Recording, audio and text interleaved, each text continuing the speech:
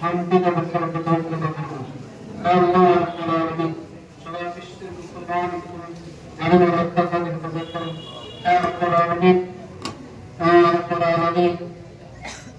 দেশকে স্বাধীন করার জন্য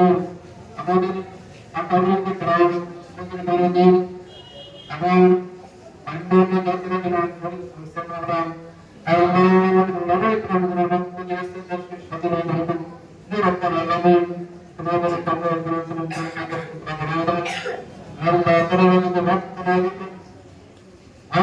দেশ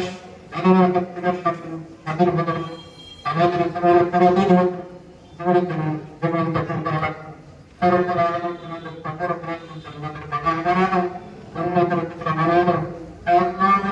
শান্তি বর্ষিত করে শান্তি বর্ষিত করে প্রত্যেকের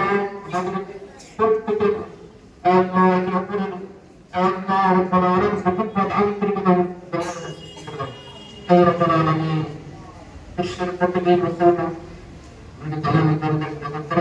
এবং বিশ্বের মধ্যে যত মসজিদ মাদ্রাসা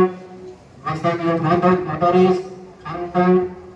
ভেতরে যে ধর্মীয় প্রতিষ্ঠান এই